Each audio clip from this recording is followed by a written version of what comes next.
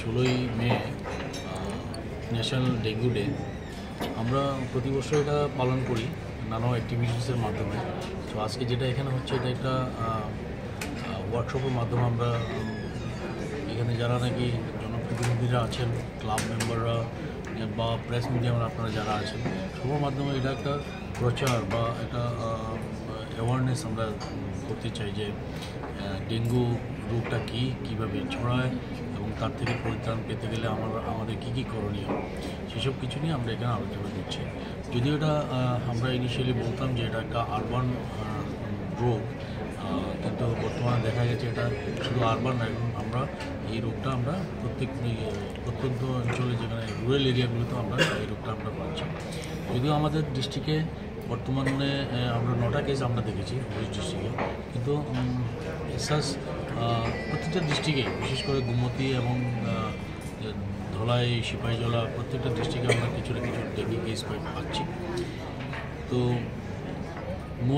মূলত যে বিষয়টা সেটা হলো যে যাতে আমরা এই ডেঙ্গু থেকে আমরা কীভাবে নিজেদেরকে প্রোটেকশন দিতে পারবো সেই নিয়ে আজকের চর্চা। তো আমি আপনাদের মাধ্যমে বলতে চাইব যে যেসব জায়গাগুলিতে আমরা সেখানে যে বৃষ্টির সিজন আসছে জুন জুলাইতে, যে খালি পাত্রগুলি যেখানে পড়ে থাকে, যেখানে জল জমা হয়,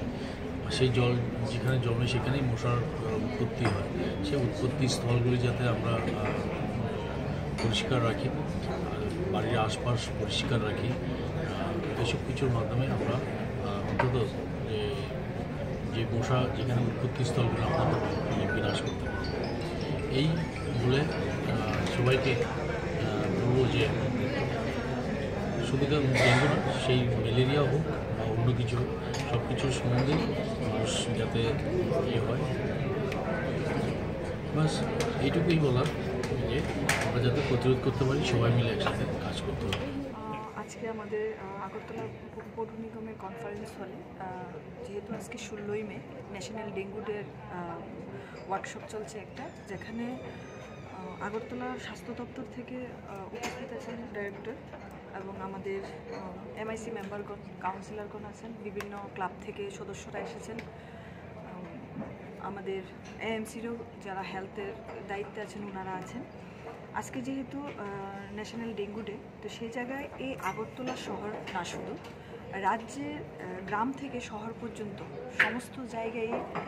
জুন জুলাই মাসে দেখা যায় কি বৃষ্টির সিজন থাকে এবং বিভিন্ন জায়গায় জল জমার যে একটা বিষয় থাকে, সেই জায়গা থেকে ডেঙ্গু বা ম্যালেরিয়ার যে মশাগুলোর উৎপত্তি হয়, সেই জায়গা থেকে জনসাধারণকে কীভাবে রক্ষা করা। এবং বিগত সময় বা বিগত বছর আমরা দেখেছি যে রিপোর্ট ওনারা দিয়েছেন, অধিকাংশই একটা রিপোর্ট ওনারা দিয়েছিলেন আমাদের কাছে কিছুক্ষণ আগে, যে ডেঙ্গুর যে ডিজিটটা কিছুটা পরিলক্ষিত হয়েছিল, কিন্তু এই বছর যেন আমরা তা থেকে মানুষকে সতর্ক করতে পারি, সুরক্ষা করতে পারি, সেই বিষয়কে কেন্দ্র করে আজকে সতর্কীকরণের একটি আলোচনা সভা চলছে। আর আজকের এই বিশেষ দিন যেহেতু, তো এই দিনটাকেই আমরা ধরে নিয়েছি যে আজকে এই বিষয়টাকে নিয়ে আমরা এখানে আলোচনা করব এবং জনসাধারণের মধ্যে সতর্কতার একটি